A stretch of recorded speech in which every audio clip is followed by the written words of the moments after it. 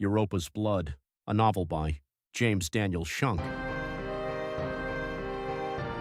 In our last chapter, the Anaborg captain Nyala and her team secured Europa's pumping facility, and it is now safe from the State Armada attack. With Europa secure, U-Jin Song can now execute the last part of Red Paper 13. Use the time machine key to lure the time machine out so it can be retrieved or destroyed. He is now at the rendezvous point and ready to negotiate with the state's leader, Remus. Chapter 20. Red Paper 13. Song could hear Pitzy's voice through the earbud mic.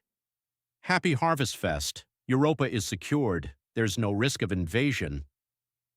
There had been a second public beacon sent by Nyala and received by everyone, including the Warclaw crew. Pitzy's voice wavered slightly. Complete the mission and come home.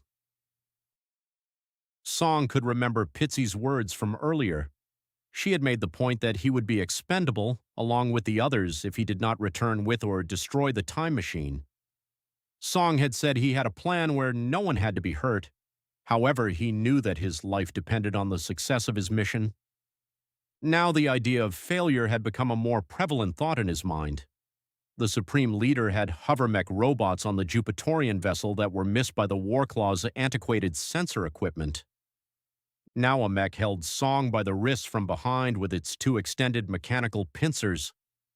Song resisted against the machine, but it was heavy and hard to move. Opposite him, three additional mechs closely monitored Towas and his team. Perched on Towak's shoulder was the chimpanzee Kogonga. Yupik looked glum. Around the perimeter, other mechs hovered nearby. Each mech had a laser cannon, which had folded out of its chest cavity and was trained on them. In front of the Anaborgs and facing Song was the Supreme Leader. He sat in his hovering convalescent chair, his thin legs covered in a blanket. He did not look like an evil villain, but rather any elderly statesman. "We finally meet face to face," Remus said with a smile. "Jin, is it?" He waved with a trembling hand. "Only my friends call me Jin." Remus looked tired. "You have been such an enigma. I knew of your friend Robert Moreland, of course.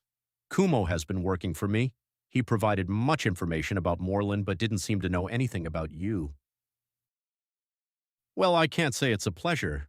Song shook his arms. "Do you want to get this stinking shop vac off me?" "Oh yes, of course," Remus barked at the robot. "Let go of our friend." The robot released Song but hovered close behind. "What can you tell us about yourself?" Remus said. "Are you in league with the Martians? You have a chance to make new friends, friends who could help your situation." "I've made good friends. However, regarding my alliances, I am allied to me." Remus now had a dismissive expression on his face. "Good. Give me the key and no harm will come to you." "Don't listen to him," Yupik said. "Quiet," Remus said. Tawak laid his hand on Yupik's arm and as a result took a stun blast from the mech's probe that folded out next to the laser cannon barrel. Tawak's knees nearly buckled. Kogonga screamed and leaped to Yupik's shoulder and then to the floor. He jumped up and down with typical chimpanzee agitation. "Give me the key," Remus said with a strained voice. "Please, Jin, I don't want to resort to force. It's so uncivilized. Think it through. It's too late. By now, Europa is in a state of panic. We planted explosives that have detonated and disabled the security net. Now we can swoop down anytime and take what we want. The only way to save your friends is to give me the key." "Don't listen, lad," Yupik said quietly. For that, he took a stun blast. He grunted in agony but stood firm. Song spoke slowly. "We discovered your plot. The bombs have been neutralized. Happy Harvest Fest." "It doesn't matter. Once you hand over the key to the time machine, anything you've done is reversible. Do you understand the power of this machine?" The thin man was looking down at his trembling hands. "I can turn back time on this disgusted husk of a body. I will have strength again. And truth be told, I have no interest in changing your time or any timeline. You have missed the true plot.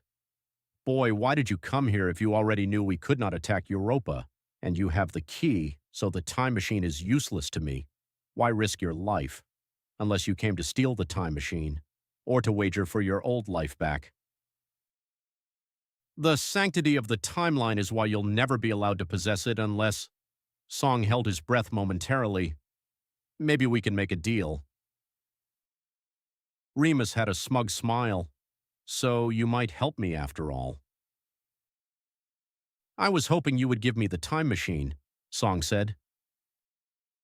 The Supreme Leader chuckled. That won't happen. Yes, of course, this is all about the time machine. The only way for you and your friend to get home is this machine, isn't it? I will help you. Your presence here has caused danger to our time, yours as well. The longer you stay with us, the more threatened we all become. And a boy such as yourself must have a pretty girl back home. You must miss her very much. Song thought of Audrey. She was gorgeous, and yet he did not miss her at all. It's time, Remus said with a smile. He let the statement hang on the cool air of the command center. He almost said it with empathy. Give me the key.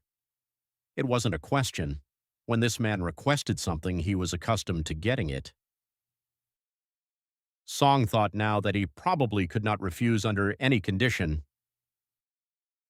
And when you give me that key, I will give you and your friend Moreland a free trip home. You have my word. Don't listen to him, Tawak said. A stun blast singed his hide. This is no longer your fight, Remus said. Go home and be with your family. You miss your mother and your father, don't you, Jin? I won't disturb your time in history, I promise. Don't listen to him, Tawak snarled.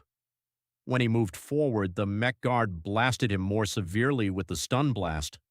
The blue electrical spiderweb encircled him for many moments. When the mech released him, Tawak fell to his knees, breathless. His fur was left smoldering. Last warning, the mech said with a mechanical tone. Yupik helped Tawak to his feet. Don't trust Remus. Quiet, animal scum, Remus yelled. We are beasts. The mech hit Yupik in the back of the head with its metal pincer. The eagle grunted and staggered forward. You are the animal. Leave them alone. Song did want to go home. He missed his mother and father so much that he could barely stand it. He wanted to be back in his small apartment above the garage, in a boring law prep class and playing in his homecoming soccer game. Song's decision was inevitable and his path set. He slowly pulled the time machine key from the thin cord from behind his shirt. Is this what you want? At that moment, he was somehow strangely at peace. You said I could go home, right? Remus's eyes lit up. The older man reached out with his hand. Give it to me, boy. You can go home. The dangling key in Song's hand seemed to mesmerize Remus. This will all have been just a bad dream in 10 minutes. I won't mess with your time, boy. Go home. Be with your family. Get this guard away from me, Song said. His eyes were welling with tears. Remus looked nervous. Okay. Get back, you fool. The mech moved back a few more inches. Song straightened his posture. You promised. He held up the key. Don't do it, pink skin, Yupik said quietly. The Supreme Leader appeared to be drooling. His trembling hand was still outstretched. Song closed his eyes to say one small prayer to himself. Then with newfound resolve, he threw the key up into the air. Here. The Supreme Leader looked panicked. All his plans would be ruined if the key was damaged. Remus's eyes were locked on the key as it sailed through the air. He dove instinctively, without hesitation, out of his chair with his wool blanket flying. His frail, skinny body sprawled across the metal deck as the key landed cleanly in his palm. Fool. He coughed from the shock to his ribs. He struggled to suck in air. If this key had been damaged. Impressed by Remus's agility, Song groaned as he felt the mech clamp onto his arms. The metal pincers bit into his flesh just above the elbows. "Don't let him go!" Remus yelled at the mech. The mech clamped tighter. Song grunted in pain. Now kneeling on the floor, Remus pulled the time machine case close to him. "Let's make sure this key is real." He popped the locks. His arthritis-ridden hands pushed back the lid to reveal the machine's inner workings. A slot next to a numeric pad was the home of the key. All of his plotting was about to pay off. Song struggled against the mech. "You said I could go home. We had a deal." "Shut up, fool," Remus hissed. Song thought the man looked crazed. "The only place you're going is to the ice mines of Radar 1. Have you ever visited the Arctic?" He tried to laugh, but it turned into a coughing spasm. Remus was still struggling to breathe. "We had a deal," Song said, determined. "I cannot believe he gave up the key," Kogonga said. Yupik moaned in disappointment. Black Sun. Tuak did not speak as his eyes narrowed. He lowered his head in shame. Remus looked up at Song. "If you thought I would let you go home, you were sadly mistaken. You could undermine my position here." Yupik held up his hand to the mech to ask for leniency from the stun blast. "Remus, the arrogance of the state never fails." Remus swiveled around. "What do you mean?" "You should think back to 2455. It was during the Borg Wars, the EO Battle of Sui Goab. Raptors, including my father, swooped down from the Sui Goab cliffs onto state encampments. In those days, we did not have the EMP grenades, but instead dropped homemade sticky bombs." "Who cares now?" Remus asked. "You missed the point. After 90 days of battle, the Raptors were depleted and ready to surrender. You had no idea how close you were to victory. And then, finally, the state airlifted the troops and gave up Io. That defeat for the state did not probably seem like much at the time, but it fueled the resistance. 1 year later, the state would completely withdraw all troops from all the moons. It is your arrogance that is always your downfall. In this instance, you have lost, not me." Remus did not wait for a response. He looked into the briefcase. "Let's confirm the key is not a fake. I will take this back to Axum to be analyzed." He slipped the key into the slot. He turned it. It made a click. The key illuminated blue. "It fits well. Okay, it seems to be fine." He tried to take the key out, but it was stuck. "What is wrong?" The machine began to hum as some internal mechanism charged. After a few moments, the Supreme Leader looked around, confused. "What's going on?" Song heard an intense noise like a tornado had swept into the room. Then he saw an inky black tear open in front of his eyes. It was as if someone had taken a picture and torn a hole in the middle. It was his reality breaking in half. Inside the tear, he saw a star field. His breath was gone, and he felt the force of the tear creating a powerful vacuum pulling all the life from the room. It felt as if someone had opened the door to outer space. Subarctic air wrapped around him, and he felt frost form on his skin. All the lights in the cabin exploded, electricity bolts raced from outlet to outlet, and every computer console exploded. The two closest mechs immediately got sucked into the star field to be lost in some alternate reality beyond his world. Remus screeched. The force of the tear had him. He was clawing at the deck to get away from it. His expression of fear turned to horror. Moments later, the time machine began to shake violently. Remus continued to crawl away in panic. 2 more mechs flew over his head and vanished into the space-time tear. Song regained his senses.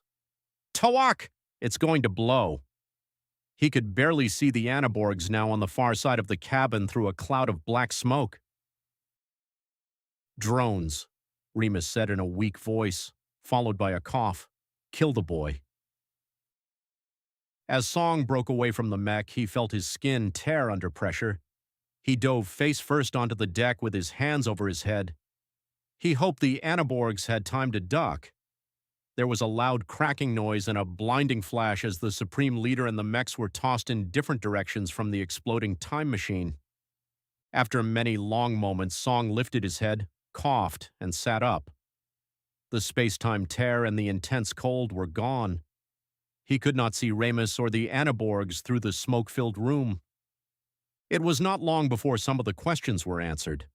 A trembling Remus came out of the smoke, clothed in smoldering rags, his skin covered in black soot.